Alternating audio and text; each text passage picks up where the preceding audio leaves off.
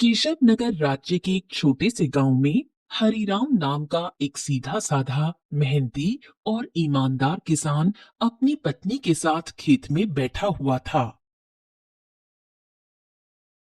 देखना, हमारी फसल इस साल बहुत अच्छी होगी।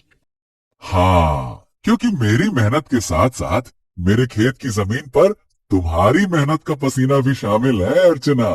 हाँ। नहीं, सारे गांव में केवल तुम ही मेहनती और ईमानदार हो। तुम्हारे पास जमीन तो कम है, लेकिन तुम्हारा दिल बहुत बड़ा है।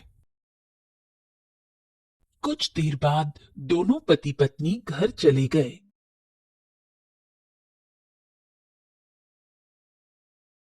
मैं तुम्हें एक बात बताना तो भूल ही गई।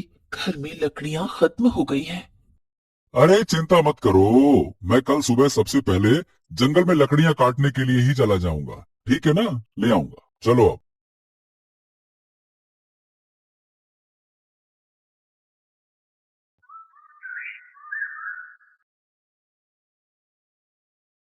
अगली सुबह हरीराम लकड़ियां काटने के लिए जंगल चला गया।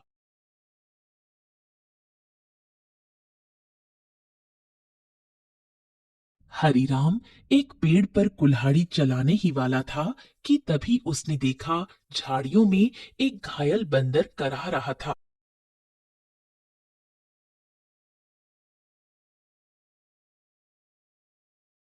हे भगवान! बाप रे!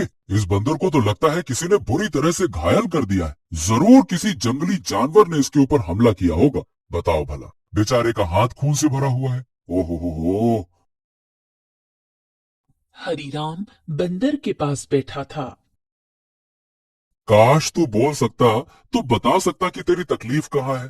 फिलहाल तो तेरे हाथ में खून दिख रहा है, लेकिन जिस तरह से तू दर्द से तड़प रहा है ना, बाप रे, तकलीफ तो कहीं और ही है। उसी समय वहां एक साधु आ पहुंचा। कौन हो तुम और बंदर से क्या बातें कर रहे हो? प्रणाम साधु महाराज। मैं तो बस लकड़ियां काटने के लिए जंगल में आया था।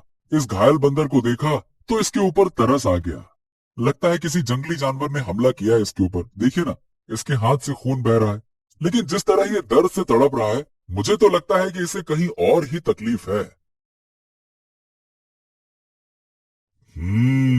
बहुत कम इंसान होते हैं जिनके मन में जानवरों के प्रति इंसानियत होती है। रुको रुको रुको। ओम। इतना बोलकर साधु मंत्र पढ़ने लगा। अचानक रंग बिरंगी किरणों से बंदर का जख्म सही हो गया। हाँ, अब ये बंदर तुम्हें बता सकता है कि इसकी तकलीफ कहाँ है। इतना बोलकर साधु वहां से चला गया। बंदर उठकर खड़ा हो गया। मेरे कंधे में बहुत दर्द हो रहा था। हाँ, अब अच्छा लग रहा है। एक शेर ने मुझ पर हमला किया। मैं बचने के लिए दूसरे पेड़ में कूदा। शेर का पंजा मेरे हाथ में लगा और मेरा हाथ घायल हो गया। मैं पेड़ ही नहीं पकड़ पाया और मैं जैसे ही नीचे गिरा, बाप रे बाप, मेरे कंधे में बहुत चोट लग गई थी। अरे, तुम तो बिल्कुल मनुष्य की आवाज में बात कर रहे हो। ये कैसे संभव हुआ? जब साधु ने मंत्र पढ़ा ना, तब मुझे ऐसा लगा कि मेरे अंदर बात करने की शक्ति आ गई है। मैंने बोला और मेरी आवाज तुम तक पहुंच गई। लगता है ये चमत्कार साधु बाबा ने किया है। हाँ।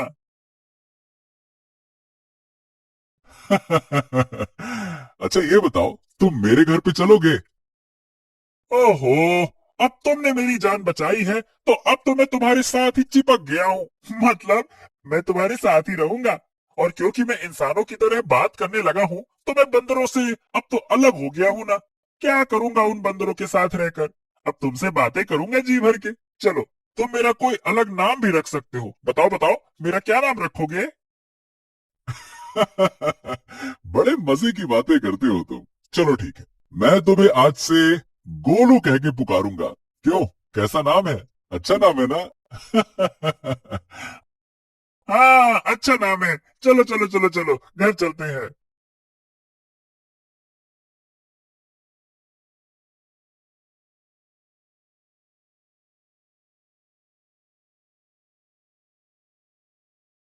अरे, ये जंगल से तुम बंदर को क्यों पकड़ लाए?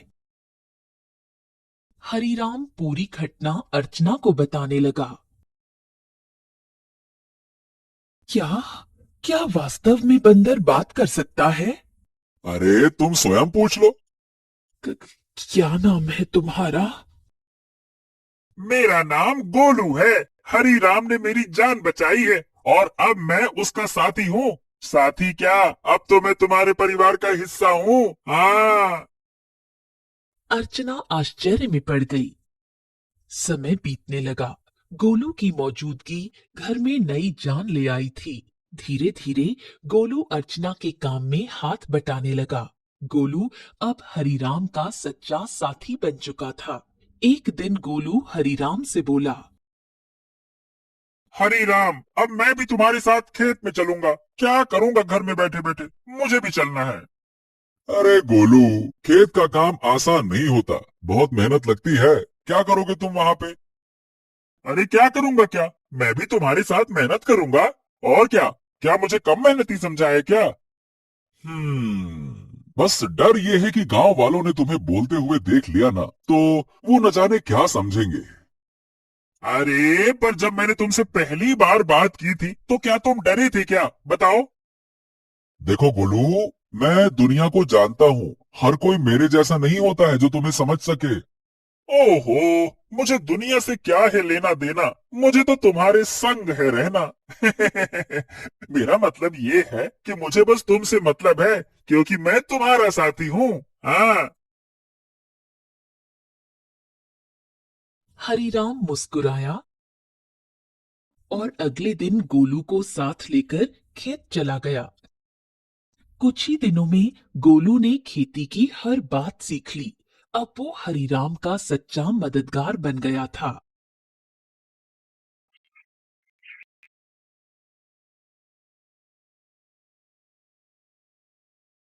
हरिराम, अरे आज की मिट्टी तो बहुत भारी लग रही है।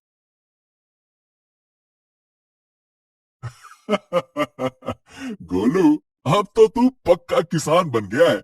मिट्टी का भी फर्क समझने लगा है। हाँ। गोलू की बात अब गांव में फैलने लगी थी और ये बात आखिरकार पहुंची जमींदार चौधरी के कानों तक। क्या हरी राम के घर एक बंदर है जो इंसानों की तरह बोलता है? हाँ जमींदार साहब, मैं खुद देख चुका हूँ। अरे मैंने तो उसे बोलते हुए सुना भी है। पहली बार तो मैं डर गया था। अरे भैया, तो फिर उस बंदर को लेकर तमाशा करना चाहिए। उससे तो बड़ी अच्छी कमाई होगी। ये बात आपने बिल्कुल पते की कही जमींदार साहब। जमींदार की हंसी कुछ देर चली, फिर वो गंभीर हो गया।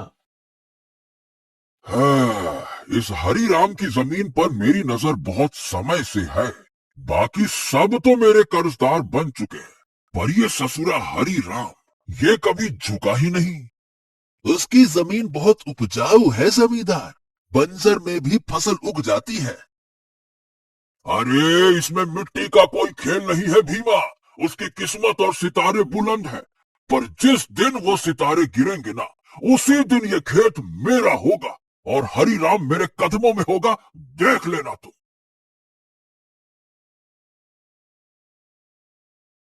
समय ऐसे ही बीतने लगा। एक दिन हरिराम और गोलू जब खेत से घर लौटे तो आंगन में बैठी अर्चना को देखकर दोनों के चेहरे पर चिंता की रेखाएं खिंच गईं। अरे अर्चना, क्या हुआ? ये कैसे खांसी है?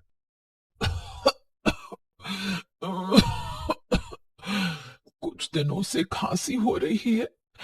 अब तो दिन ब दिन और भी बढ़ती जा रही है।